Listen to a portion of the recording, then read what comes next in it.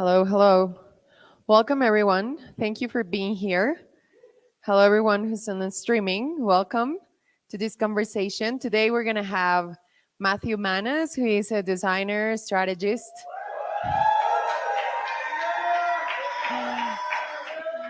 He's also a professor at USC, and he's today here at Centro because we're hosting, and we just hosted a very amazing and fruitful workshop on the future design of cities with students from USC that are here and students from Centro. I am Sandra, the coordinator of the STEAM Lab program for our bachelor degree programs here in Centro. So today, after this workshop and all of our work in networking, that we have some lunch, and I hope that everybody enjoyed the workshop. We're going to have this amazing conference from Matthew. He's also a founder of the design practice Very Nice. He has a lot of experience working with nonprofit organizations, and we're very thrilled to have Matthew and all of you here today. So welcome, Matthew. Thank you for being here.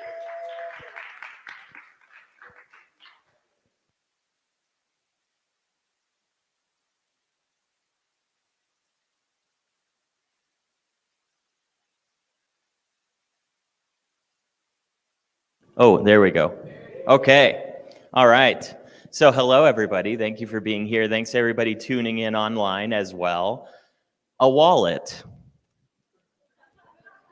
a lampshade, a paintbrush, ice cubes, bananas, socks. What do these have in common? Yes. Absolutely nothing. This is super random. My name is Matthew Manos. I'm a design strategist. I'm a professor. I'm a comic book dealer. I'm a skateboarder. I'm a social entrepreneur. I'm an artist. I'm a writer. I'm an aspiring pitmaster. And I'm an outcast that eventually became popular among some and tolerated by others. In other words, I'm super random. Randomness has been a key factor in my life since I was a little kid, like most little kids. But unlike most adults, I never quite grew out of it. I've always been interested in combining two or more seemingly different things to create something new. My earliest memory of doing this was actually Halloween of 1992. I couldn't decide if I wanted to be Wolverine or if I wanted to be a guy with eyes popping out of his head. So I was both. There were other little boys and girls dressed as Wolverine. There were other little boys and girls dressed as a guy with eyes popping out of his head, but I was the only one dressed as both. And so, this desire to kind of combine things continued. In undergrad, we had an opportunity, like many programs, to do a capstone course, right? A senior project where you could pursue a project of your own that you want, that, kind of tailors to your interests. In considering many options for my proposal, I realized this was an opportunity to learn something new, right? Something that maybe I wasn't able to do throughout my college education thus far. And I started thinking about those. You might imagine what some of them were, maybe learning to code. That's something that I'm really bad at. 3D modeling, right? That's kind of cool. I could be making NFTs right now. Maybe leveling up my design skills. But I landed on the unicycle and the mandolin. My project became a challenge to myself. Learn how to play the mandolin. Learn how to ride the unicycle, learn how to play the mandolin while riding the unicycle. Jugar el video, por favor.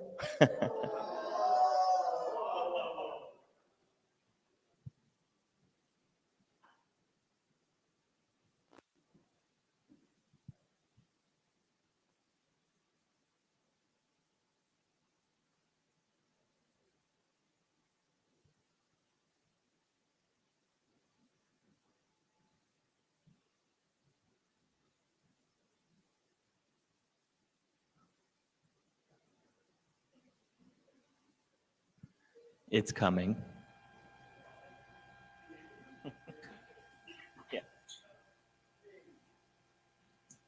Yeah.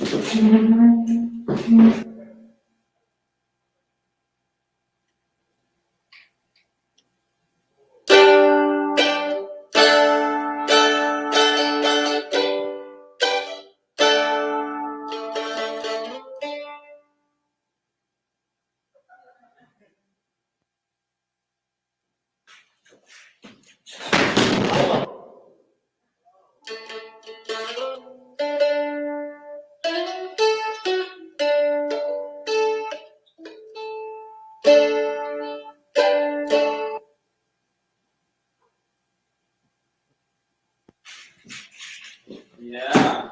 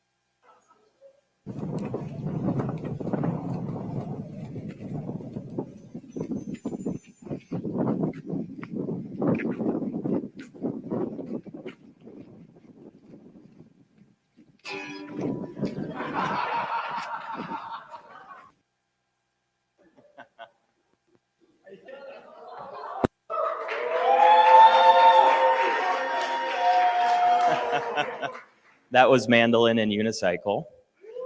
For those of you in the audience that are USC students, that was my garage experience. Can you imagine getting our faculty to approve that proposal? All right, if we could bring the slides back up, that would be great. All right, so randomness is kind of interesting. In ancient history, chance and randomness as concepts were synonymous with the idea of fate. People would determine fate by rolling dice. So this is an old depiction of that. And this became the groundwork of the evolution of games of chance. Over 3,000 years ago, one of the oldest Chinese mathematical texts, the I Ching, emerged as a combination of yin and yang. This essentially created the concept of various permutations of heads and tails. But not everyone truly believed in randomness. Take Democritus, a Greek philosopher who back in 400 BC was convinced that randomness did not exist. He thought that it was just an excuse we made to describe things that we didn't understand. Aristotle also threw down some thoughts on the matter when he categorized events into three categories: certain, probable, and unknowable. Games of chance were categorized as falling within the unknowable category. This whole unknowable thing was pretty controversial when faced with traditions of religion, where the unknowable events are understood to be a kind of predetermination by God. The church even preached against card playing.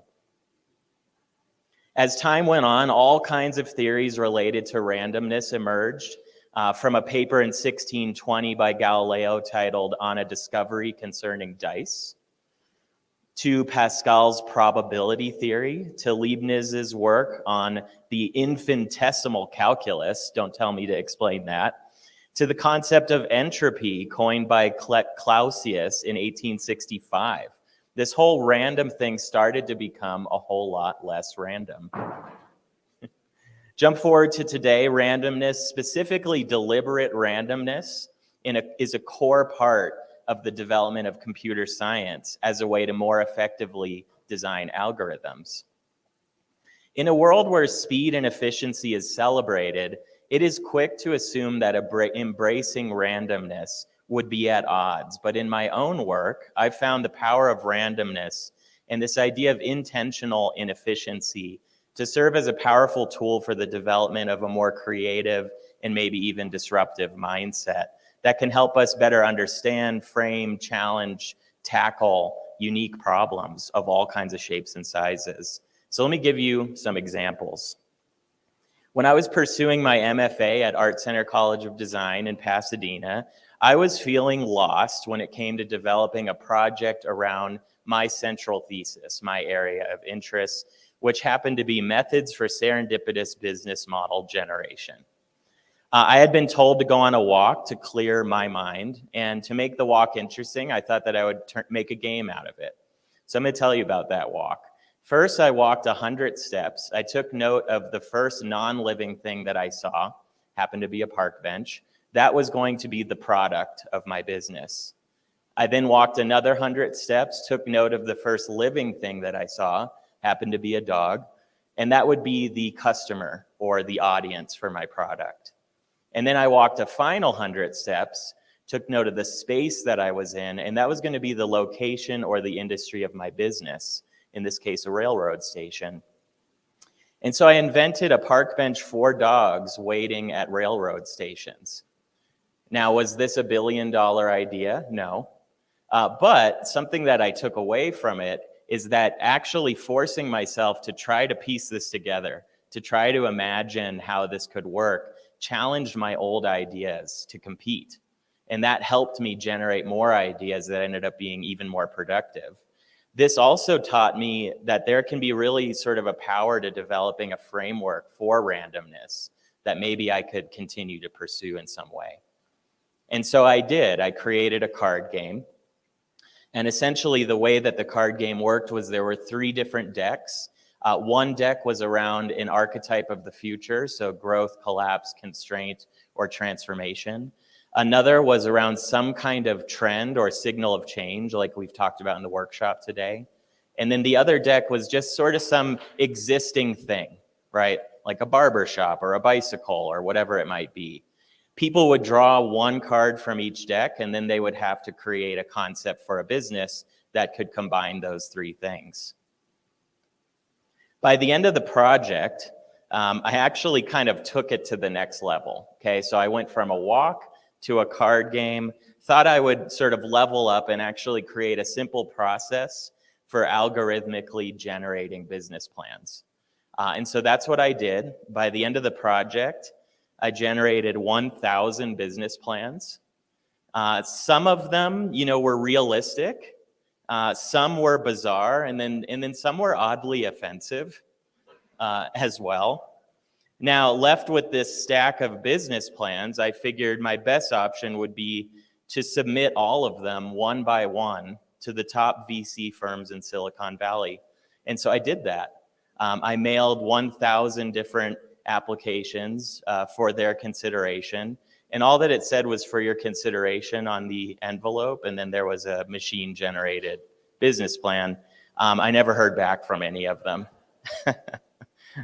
This work later evolved to become Models of Impact, which is a game that I designed that's taken me all over the place, including here before. It's how I met Jorge, actually, as well. And this is really centered around the application of randomness and play to the generation of business model concepts that can be more impact-driven, right? And really kind of focus on this idea of social enterprise that I've been interested in.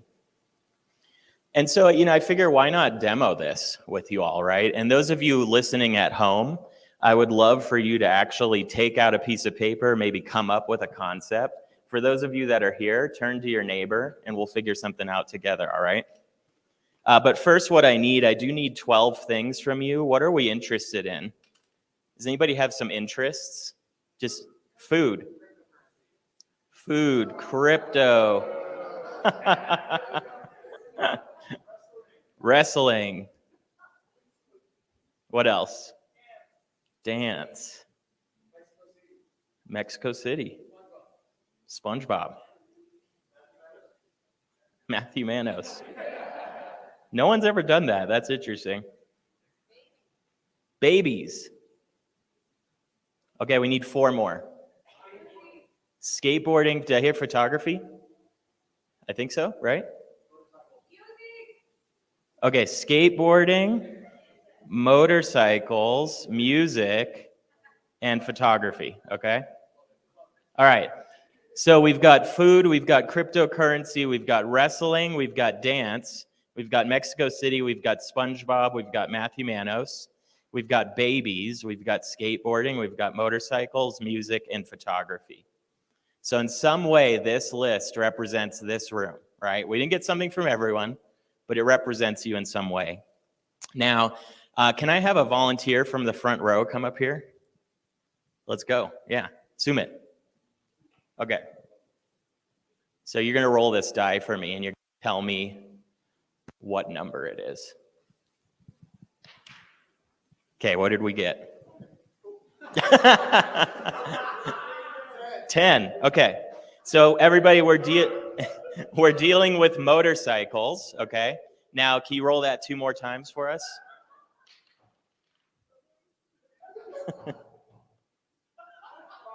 Five. All right, 1 more time.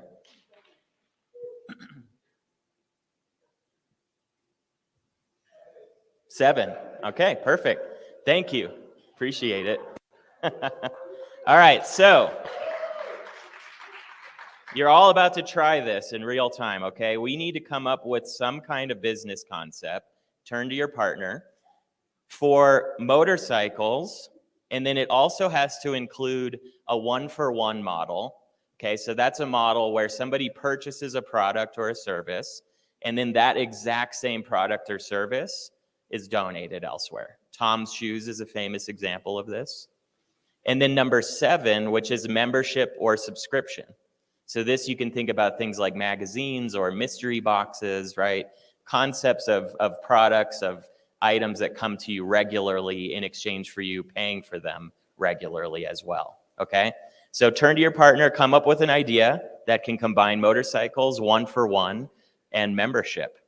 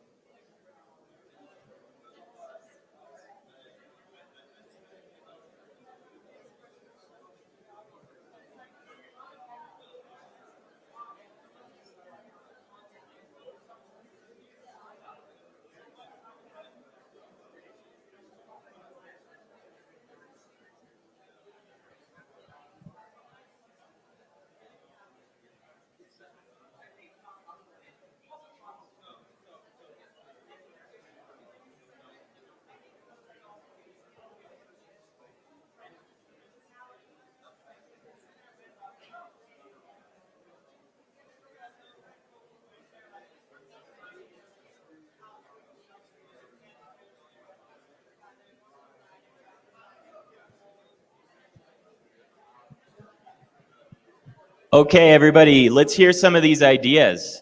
All right. Ryan.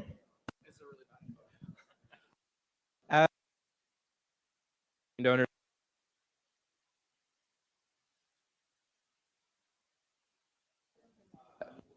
You can change to this one.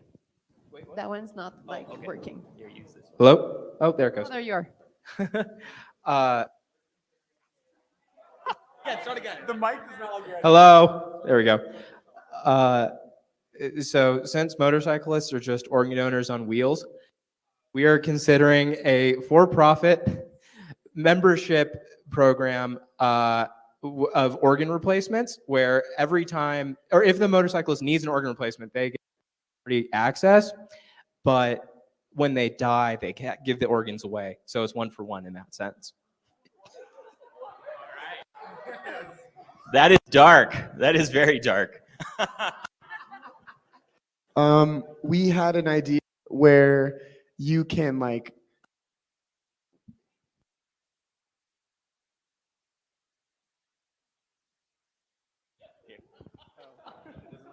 you can subscribe subscribe to like a motorcycle gang, and you can like see what they're doing, and you get updates. And so like your subscription is matched by them, kind of aiming at the motorcycle groups that like do philanthropy. So there's ones that go to like foster homes or like pet rescues. And you can kind of donate to a cause of your choice, and like they'll match that donation essentially. Yeah, and you can watch it on YouTube or something. That's great. I love it. Thank you. All right, let's go.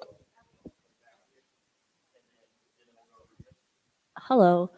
So we were thinking in like countries or cities where motorcycles are used a lot, like it's like the main source of transportation. It could be something like the bird scooter idea, where maybe you have a subscription to like the motorcycle and you can like kind of go up and like use it whenever, like community motorcycles, but then also maybe with a subscription, like a ride gets given away or something like that. Not sure. Something like that. Uh-huh. Totally see that, like the bird model, or there's bicycles that do that. Yeah, nice. You guys had one over here?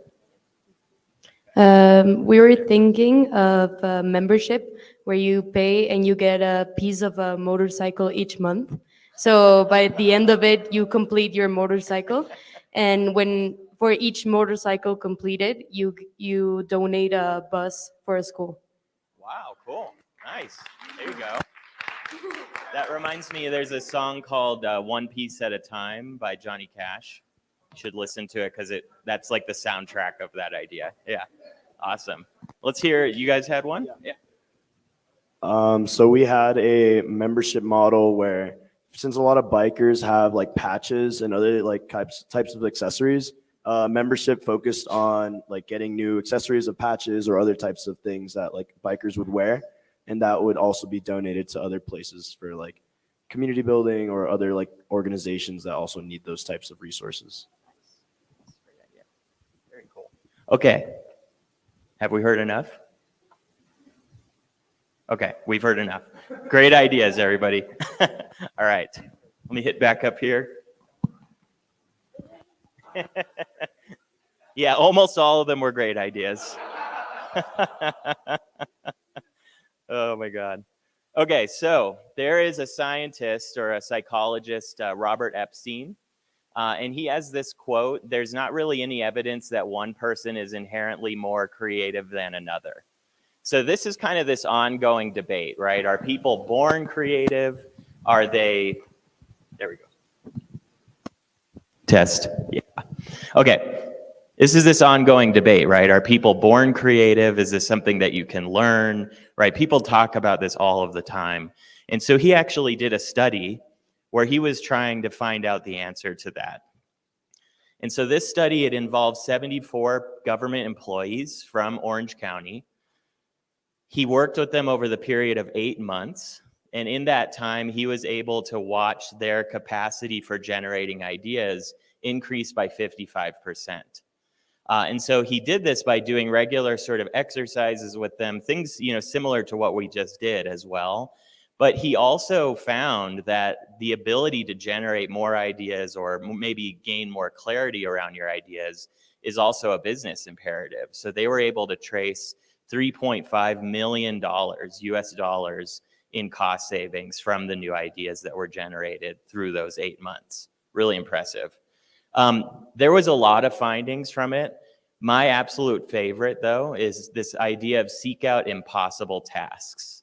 So this goes back to my walk in Pasadena, where I mentioned, you know, the idea of a bench for dogs at railroad stations. That wasn't even the point, right? It was actually the process of getting to that idea that was. And so this idea of seek out impossible tasks, the recommendation that he makes is attempt to make a dog fly using only your eyes, right? Spoiler alert, you can't do that, right? That's not possible. But if you take it seriously, right, and you really try to make that happen, these are the kinds of things that, again, challenge your old ideas to compete. And then he found, right, make space for new ideas as a result of that. So you could kind of see this as like a writer's block type of thing, right? And so This is also in line with the model that we teach at the Academy, right? So a lot of you are here from the Academy. Those of you that aren't, we're here visiting from the University of Southern California from a program called the Iovine and Young Academy. And something really interesting about the Academy, and part of what attracts us to Centro, is we have a lot of similar sort of philosophical, backing behind what we do. So we really preach this idea of an intersectional model of innovation where people are not siloed into specific buckets of study, but actually can transcend those and do work at the intersection in the spaces between those as well. Many times we might generate an idea, right? Maybe you've come up with an idea, you've hit Google, right, to kind of look it up, and then this happens, right? Crud, I had the exact same idea. Who has that happened to? All right, just about everybody has their hand up, and anyone that doesn't was lying. Happens all of the time, right? So why is this happening is something that I'm interested in, and it actually also connects to this concept of randomness as well.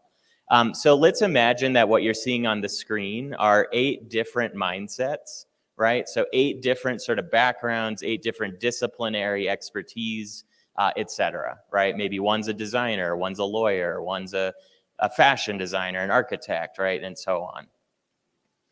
If you zoom in on one of these, you can see that as represented by all of these circles inside, there's a nice diversity of knowledge and experience that you can build over time, right? But it only looks so different. So if you imagine if we put 2 of these people up against each other and we ask them to generate an idea, they might come up with something similar to each other because they are both working from the same starting point of historical context, of known best practices, of influences or of trends in the space that they're in, etc. This brings me to one of my favorite quotes from Marshall McLuhan, a media theorist. I don't know who discovered water, but it wasn't the fish. And so really what this is getting at is this idea that sometimes when you are so close to something, when you're so steeped in something, let's say in this case, a particular field or a particular problem, you can miss the most obvious answers, right? And this is really sort of, advocating for fresh perspectives. And so if we go back to these 2 folks, again, there's some differences. You can see it's not a literal copy-paste. People have different, sort of influences or differences of opinion on things within industries, et cetera. But it ultimately looks pretty similar, right? If one of these people took the time to surround themselves with other things, right? Random books that have nothing to do with their field of study or with their discipline. Maybe taking a class in a practice or a field that they had never considered before. Maybe, making friends with people in other fields or gaining sort of colleagues in other fields. Who do you think would have the more interesting idea, right, between these 2 people? It's absolutely this, right? And so, the really kind of the message here is the less that we fit ourselves into a single box or discipline, the more likely we're able to be set up for success in generating some kind of new idea that's unlike anything that we've seen before. And for me, kind of another part of this, right, of how do you get there? Some of the most interesting people that I've ever met, just kind of throughout my professional career, are actually people who switched careers, right? So an architect, I've met an architect who switched into user experience design. Fascinating perspective on UX from a purely spatial background. I've met a graphic designer who became an acupuncturist. And they actually rethought the way that diagrams and charts and visuals, which are a big part of that field, are displayed to their clients, right? Fascinating. An interior designer who ended up pursuing real estate, right? You can imagine the impact that that would have in thinking about, again, kind of space and design sensibility as well. So for me, what people like this, let's call them pivoters, right? They kind of bring to the table something that is completely different and unique from the rest of their colleagues. And that's because they're bringing an experience at the intersection of 2 spaces that are complementary but are fundamentally different. And so I have, a couple of call to actions here, right? One is to pursue the random, right? It can be really easy and safe to continue on a very specific path. But the more that we can open ourselves up to things, we can be really surprised, right? We can generate new types of innovation, new types of mindsets at the intersection. The worst that can happen to you is some kind of bad idea. And the best thing that can happen is an entirely new way of seeing. So, and also, you know, worst case, an entirely new way of seeing. And as I explained to a student who's actually in this room who came to me because they were a little bit stressed out about finishing up a project, nothing really matters. Thanks, everybody. All right. So we have time for some questions. I don't know, Jorge, how you want to do that? This is oddly very warm, this jacket.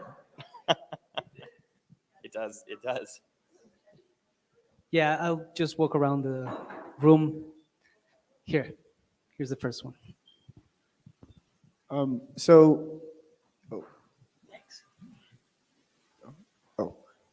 You mentioned the mandolin and unicycle, and I'm curious if any other combination of random things had a more noticeable impact on your career or your values, or just any memorable combination or combinations that you've had? Yeah, that's a really great question. I mean, I think in terms of my career and thinking about combinations, you know, the biggest might be thinking about impact and revenue. So that's kind of the way that I've always framed models of impact. Is originally I was really inspired by this idea that business can be used, you know, to create some kind of social impact.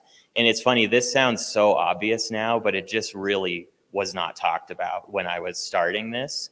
You know, Tom's Shoes was just coming out, like all this stuff. And so seeing their combination of that, seeing Muhammad Yunus, who's the founder of the Grameen Bank, you know, how he sort of approached things, this idea of social and business, to me, that's a random combination. It's almost an oxymoron, but it doesn't have to be. So I think that was kind of profound. I'll get back to you on others. It's a really nice question. Yeah. Hello. Okay. So do you mind talking more about not following a very specific / standard path and safe path? Because obviously, I mean, all of the USC kids are seniors, and I feel like since we're Iowa A, we have the ability to work a big cushiony tech job versus doing something more creative, and that's something that I've really been struggling with. So yeah, I was just wondering your thoughts on that, and also more about how you ended up. Well, you kind of talked about that. Yeah. Yeah. Well, so, you know, I think I think part of why randomness really appeals to me is I've always sort of followed my gut with things. And, you know, what I mean by that is I've always been willing to try something that I notice I'm interested in. Because you all know, it's hard to find something you're interested in, actually, right? You try a lot of things and it's, this is kind of interesting, right? But that moment that you feel that spark, to me, whenever I feel that, I jump on it and I do it 100%, basically. And then it might turn into something or it might flop. And I kind of don't care, right? Because I more cared that I tried it. So in my mind, I guess part of the answer is if you're feeling that spark, just pursue it, right? And let it fail or let it succeed. And wait for the spark too. Don't invent a spark for yourself, right? I think that is really good advice that you see a lot of younger entrepreneurs, you know, struggling with, is they're trying to find that thing instead of letting that thing find them. Yeah, it's something I learned on that walk, is that ideas are already everywhere. You just have to find them, right? You have to kind of connect those dots. Yeah, and it is, you know, it's a privileged thing to be able to just try something. That is a privilege for sure, but I do believe it doesn't have to be. I think you can take that cushy job and then do something, you know, on the side or on the weekend, or even just think about it in the shower, right?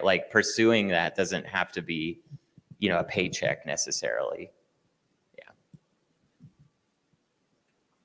How did realizing that nothing matters affect the way you decide what to work on in life and like choose what kind of projects to take on? Yeah. Well, I do think some things matter. I just think that we don't matter. So sorry. We went dark with the motorcycles, so I can go there. I've always just thought I'm not that important. So I don't take myself too seriously. You probably can't tell, right? And so in my mind, that actually kind of acknowledging that gave me permission to just try things, right? That not kind of to Amara's question, that not everything that I pursue has to be successful at all. I can just not talk about it, right? Like yeah, like you can just try stuff and do that. So I do think that made a big impact on me. I think part of this idea of we don't matter that much is, when you have certain experiences where you really see how limited your time is as well, right? So if you go through some kind of struggle, some kind of health issue or anything like that, that tends to be a real slap of reality. And, and something like that did happen to me. And, it really kind of taught me, you got to take advantage of stuff, right? You got to do stuff. You got to enjoy stuff. You don't have to do anything. Like none of this matters, right? I was wondering how you would contextualize or apply the concept of randomness into, say, a very specific brand strategy or a design strategy or just a general project. Because, or more so finding the balance between like, okay, I need to come up with a specific plan, but also there should be some kind of randomness in it to help me, like to inspire like ideas and spark ideas. So. Well, I think for me, I have experience with randomness in the professional setting, I guess in a couple of ways. So one is literal randomness, let's say, of, we're going to roll dice to connect these ideas and then we're going to have to talk about it and then that might lead us to something.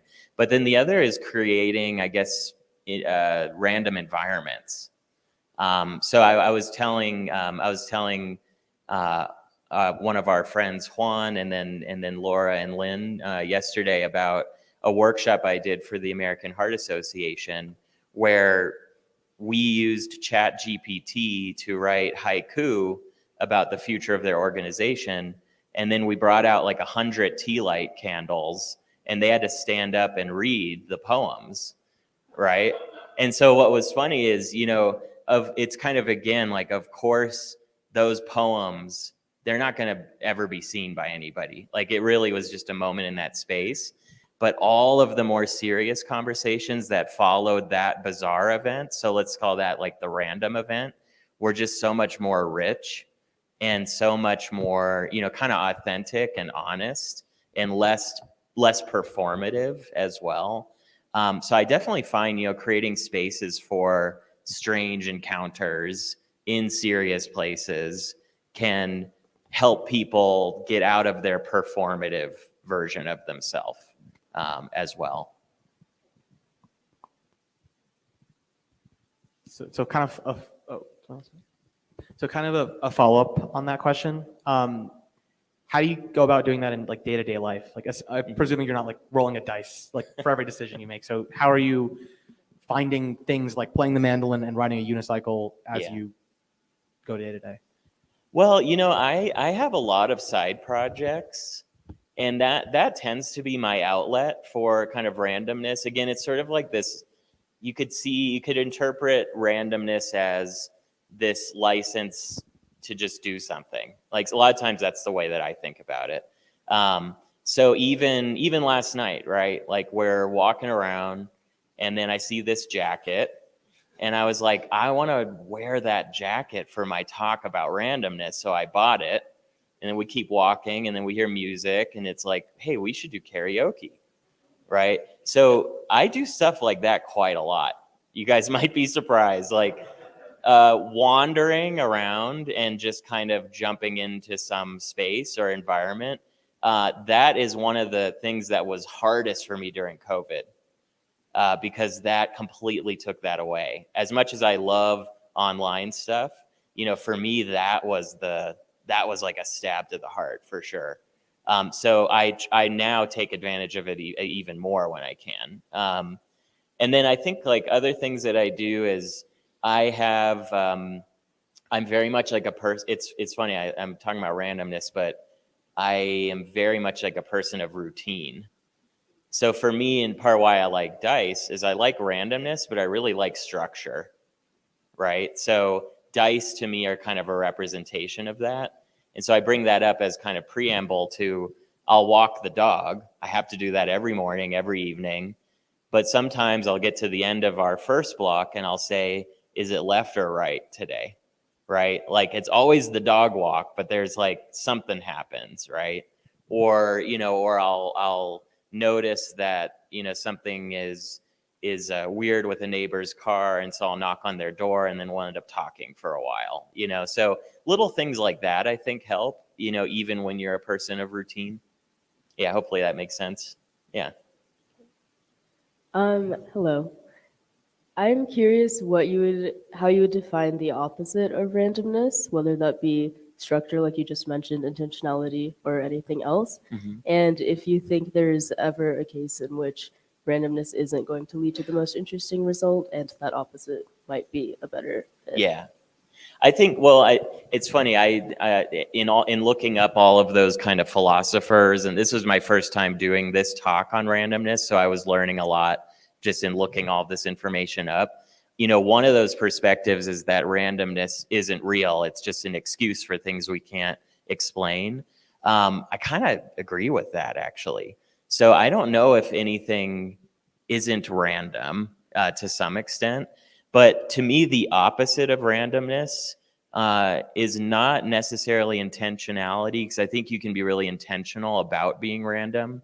To me, the opposite is being overly concerned with what others think or how they perceive your ideas, or what makes you who you are. To me, when you do that, you are a caricature. You're not a person anymore, right? So that's something that you have to be careful of, because every single one of us has been in a phase of life where we did that.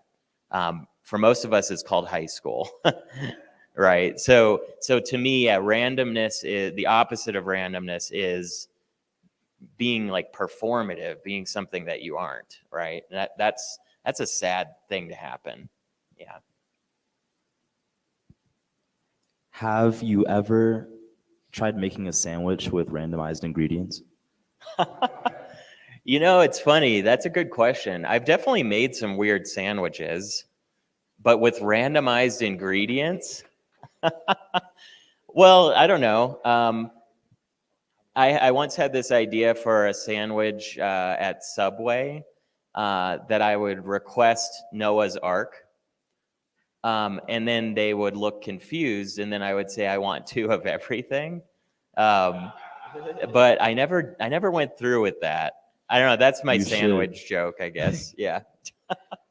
And then I have a follow-up question. What has been kind of one of your favorite stories of someone that you've taught this ideology to, and they have done something fruitful for themselves? Oh man, that's a good question.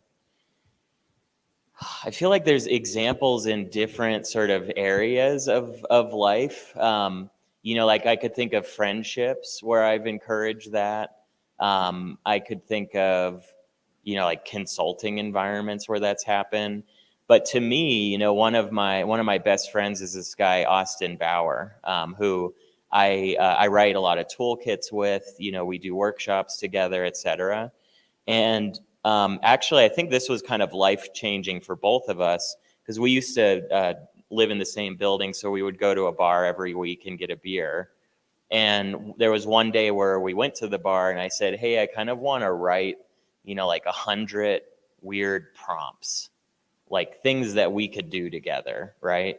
And we started doing that every week, and we ended up having like 1,000 prompts. And this became Peculiar Prompts, which is one of my toolkits that I wrote with him. And that was life-changing because it turned this like casual, let's get together thing into something that we made, and then we used those prompts. And I feel like that helped us both, kind of embrace more of our randomness, because we're both extremely calculated people, but we're weird within that, and so the prompt idea was perfect for us. Yeah.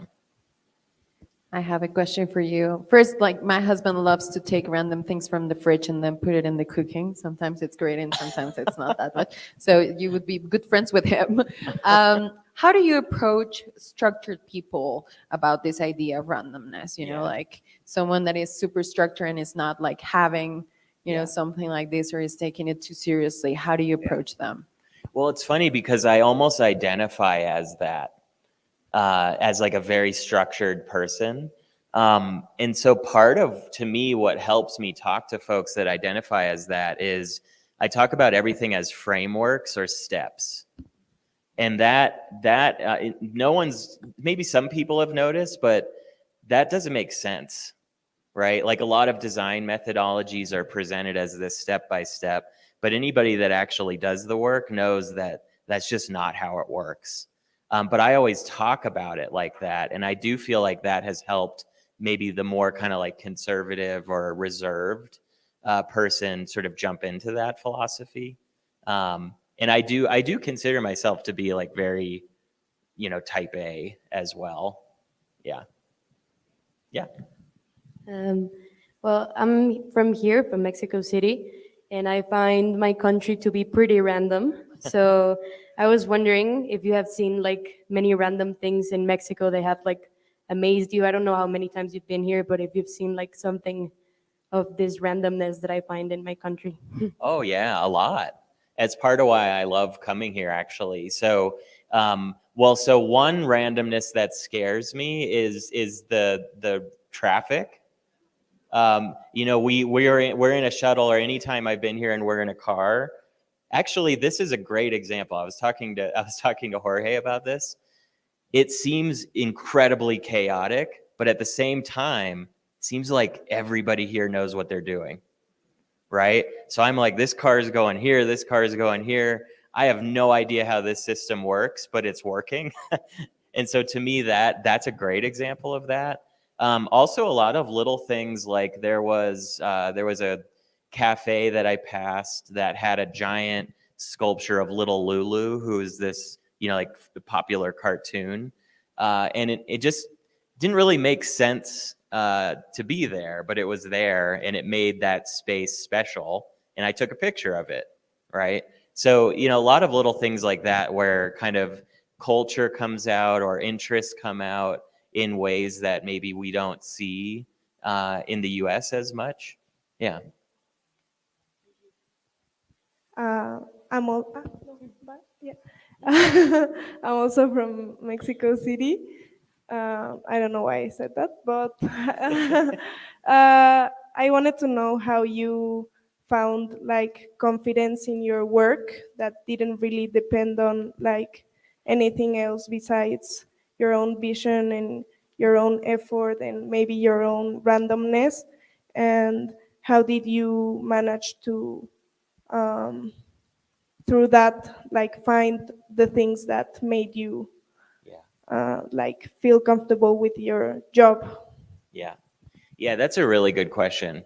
I think one thing that I did early on that really helped me is I would adopt different characters or personas, which this is the opposite of the advice I gave earlier about being yourself.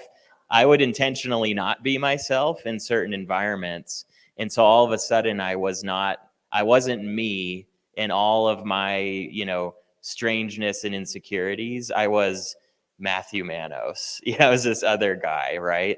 So to show you the extreme that I went, when I was in grad school, I had several clients and I would actually have a different persona for each.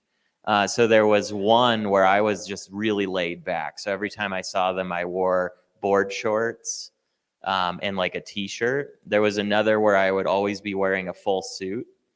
And then there was another where I was maybe just dressed like this, but not like with a crazy jacket, just like normal. And then what happened one day is I got them mixed up. And so I went to my formal client wearing my swimsuit, and they looked at me in an odd way, and that's when I realized I had adopted the wrong character for that day. And so, but then quickly I realized, oh, it's Friday. Hey, it's casual Friday. Like, this is what I wear on casual Friday. But you know, it's funny. So I don't know if I still do that. I'm definitely still a different person in different environments.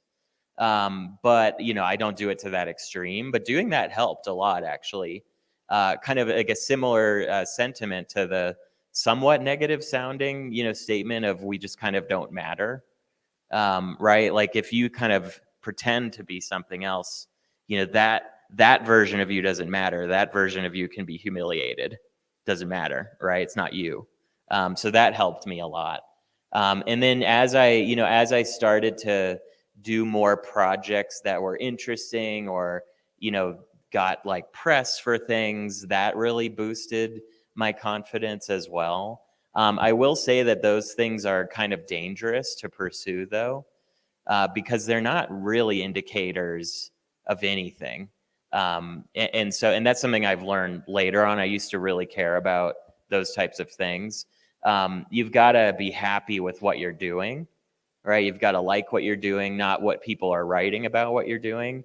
And then you'll be confident, to be honest, because it's like, I like this. This is what I like to do. Yeah.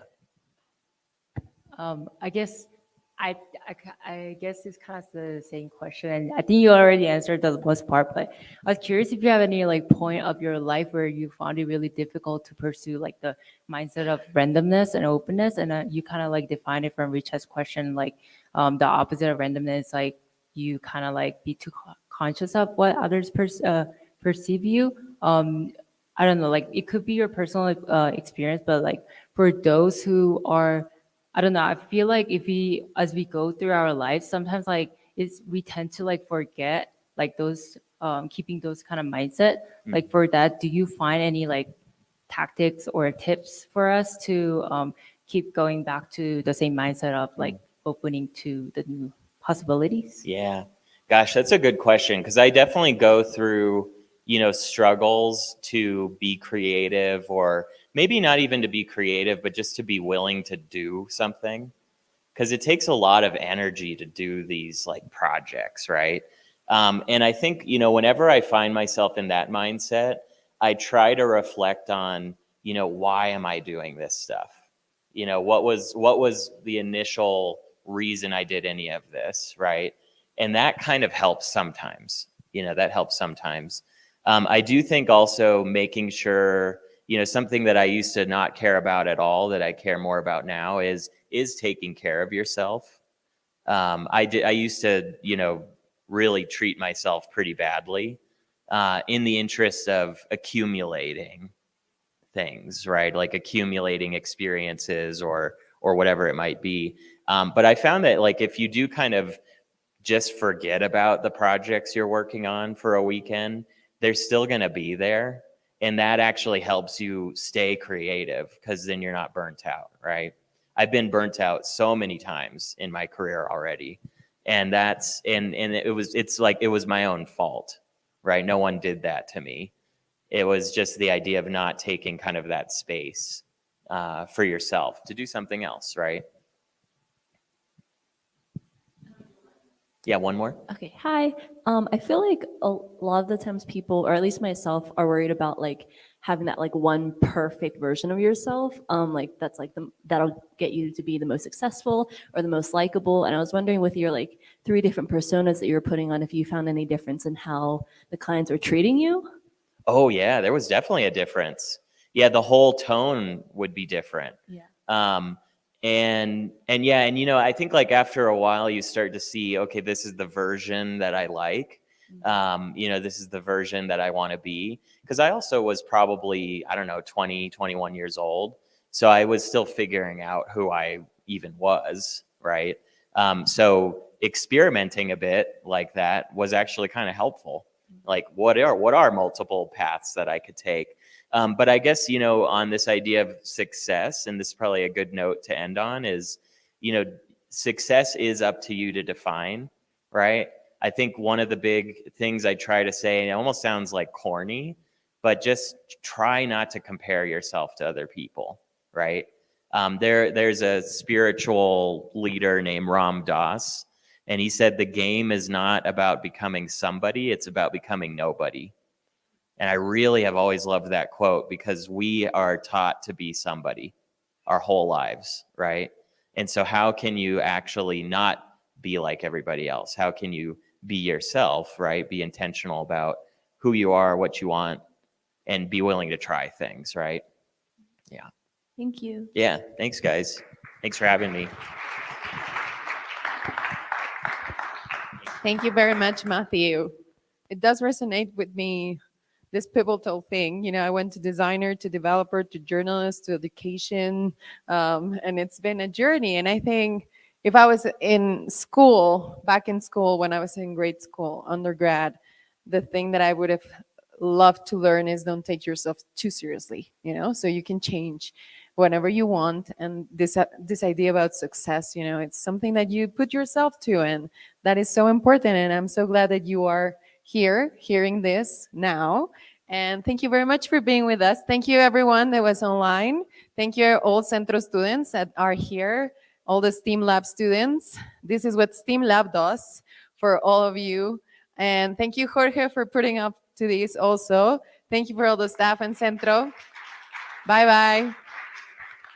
A partir de mi experiencia me he dado cuenta de un factor muy positivo. En realidad estas tecnologías son sumamente flexibles, las podemos enseñar prácticamente a todo el mundo y las absorben desde niveles académicos muy básicos hasta niveles profesionales, ¿no? Lo único que cambia en este caso sería la manera en la que se especializa el contenido, ¿no? Pueden ser aplicables a muchos otros campos e industrias ya cuando lo estás viendo a nivel profesional, ¿no? Algunas salidas que han tenido los proyectos son, por ejemplo, filtros de redes sociales, desarrollo arquitectónico, fotografía inmersiva 360 y proyectos de cine, de motion graphics para realidad virtual. Estamos logrando un efecto multiplicador justamente en todos estos skills, en todos estos saberes, y creo que una parte fundamental de que esto se lleve a cabo y que se logre es el hecho de que estas tecnologías viven muchas de las veces en un espacio social y esto impacta mucho, ¿no? Sobre todo en las generaciones jóvenes.